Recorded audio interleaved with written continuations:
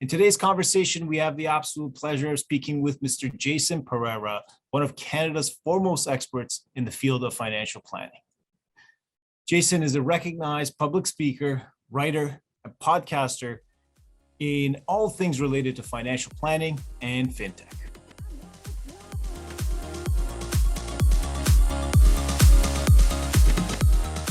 Jason, thank you for finding time, and let's just jump right in. Pleasure.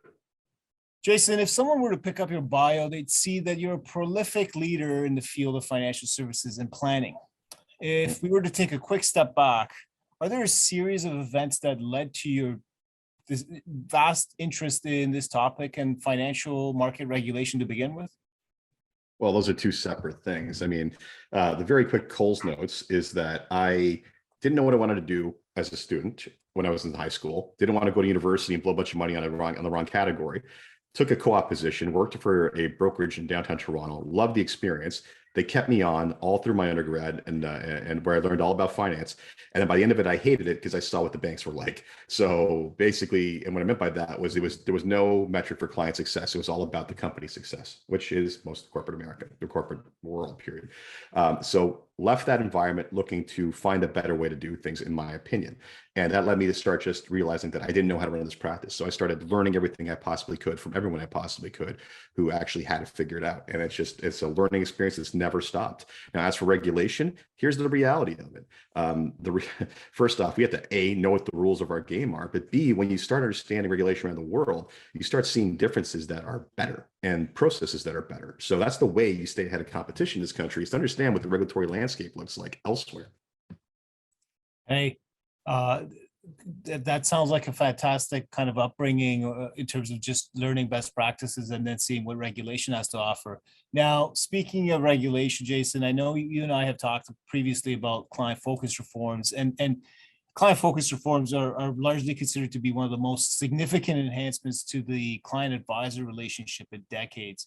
Off the top, what are your thoughts on client-focused reforms thus far, and how do you believe it'll shape the industry going forward?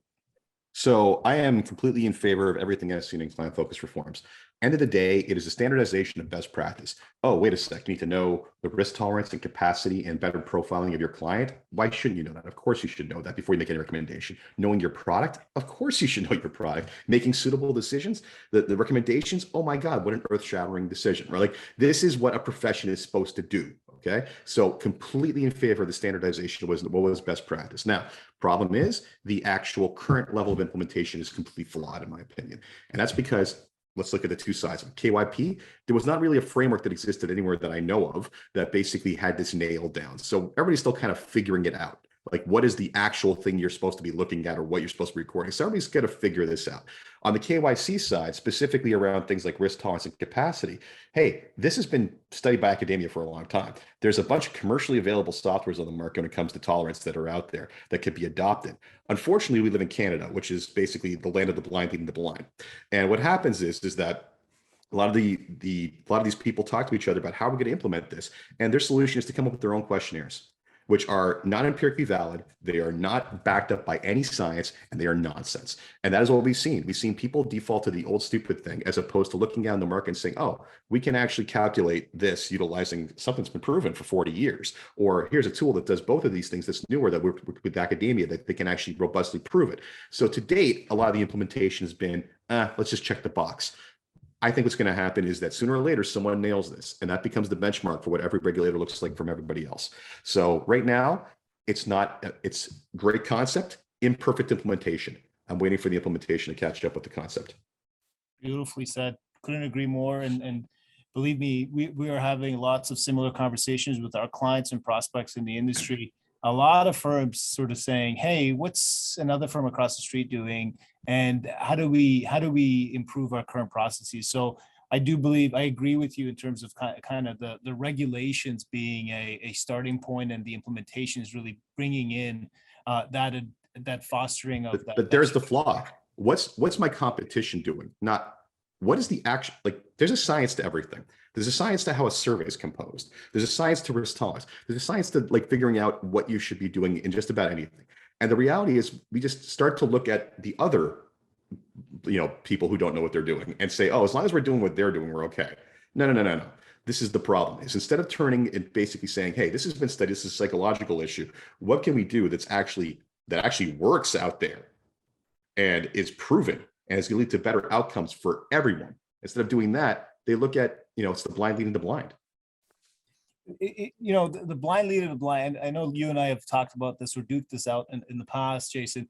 I think this is the principle-based regulation has a double-edged sword to it, right? So as if the market is spoken, wants to have more principle-based regulations versus prescriptive. And so when you do that, to your point about blind leading the blind, there could potentially be the unintended consequence of that is people sort of not knowing exactly what to do. How exactly do you interpret those regulations? Speaking of which, one of my favorite questions in these conversations, Jason, has been around sort of what if Jason Pereira had a magic wand? What would you do with respect to that? In the spirit of our conversation with respect to general practices in the financial services profession, as well as keeping in context of the regulations. The one change I would make in the industry, quite simply, fiduciary responsibility. You hit the industry over the head with that hammer and hold us to the highest legal standard. That opens up the floodgates for accountability. And frankly, either people who think that they'd be able to operate the way they were with no due diligence or whatever else it was, now being held to that standard, would pay the price.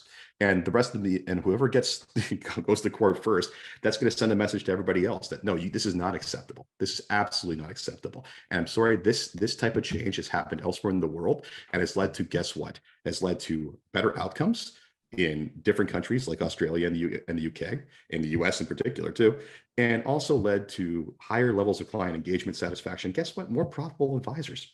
So believe it or not, holding yourself to the highest standard can actually be beneficial to not just the client, but to the entire industry.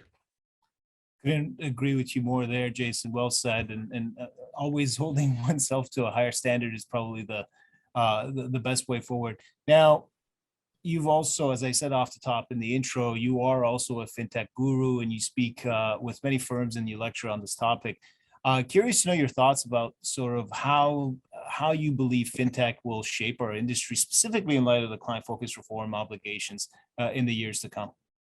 Well, I'm disappointed to say I wish it would have shaped it more to date. And the reason I say that is, hey, robo-advisors have been around for longer part of 10 years now. I'm not going to say exactly, but bottom line is that, hey, they showed us simplified onboarding, simplified digital, easy onboarding. Yet how many institutions in this country still have that at this point? Next to none. So we have no excuse anymore. The industry's been shown how things can be done digitally.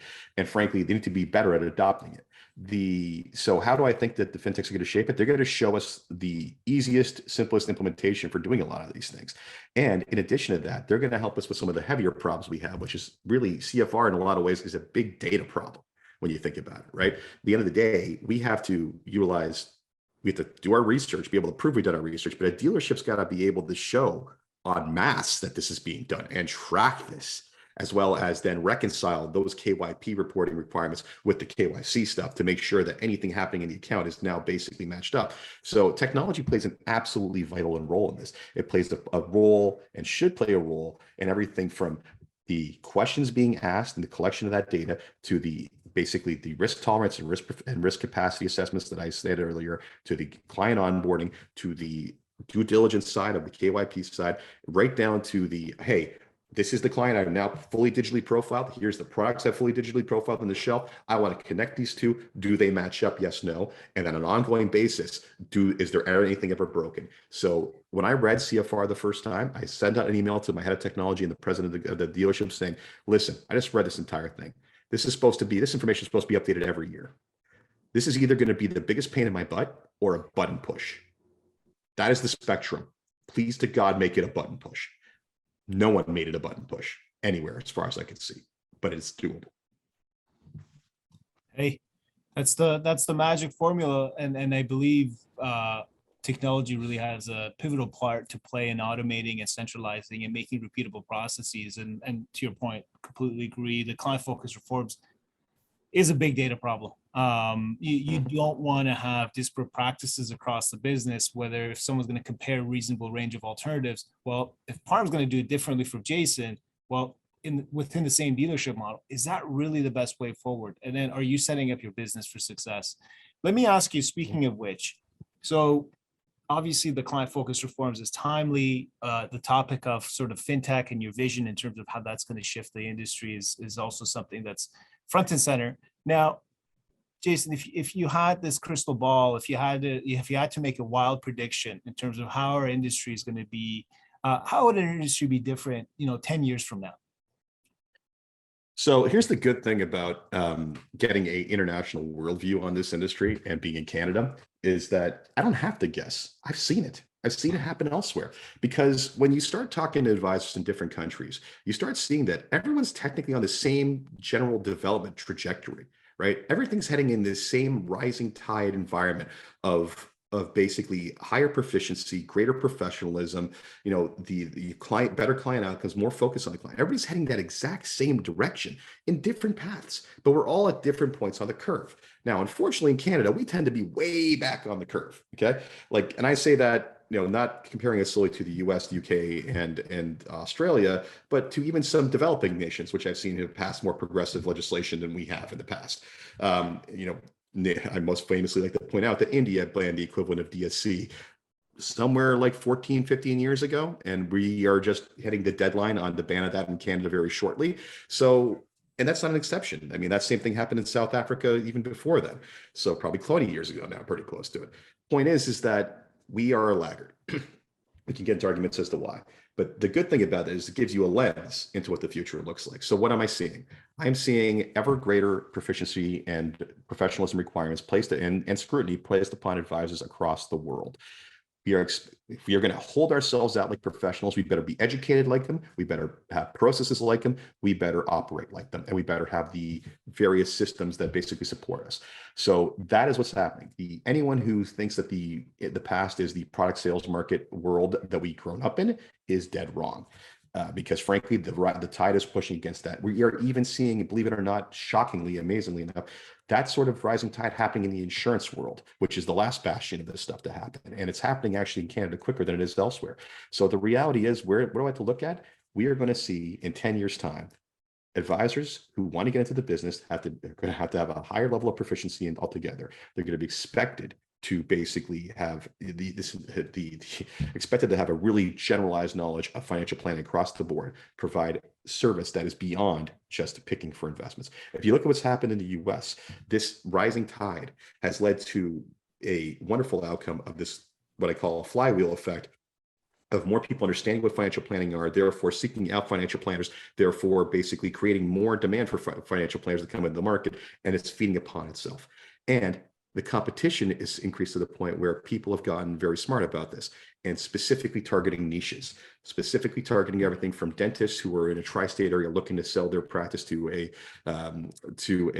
venture capital firm or private equity firm. That's one of the examples I saw. Or believe it or not, I found one for stuntmen in Atlanta, right? The reality is being able to figure out a small segment of the market that has a very specific need and building a high value delivery methodology around solving the problems for those people. Because the number one problem that advisors still keep on talking about at every practice management and every conference I go to is, how do we demonstrate value? How do we show them the value?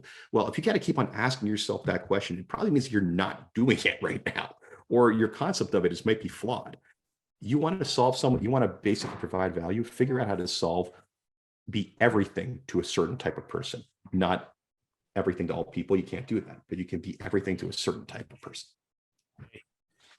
So Pereira, always a pleasure. Really well said. I was expecting a well-informed and high-octane conversation, and you've met that on all fronts. Thank you very much for your time. My pleasure. Everyone, if you enjoyed today's conversation, please provide us with any feedback you may have or any guests you'd like to appear on our show. Otherwise, please subscribe to Investorcom's YouTube channel for more of these conversations in the future.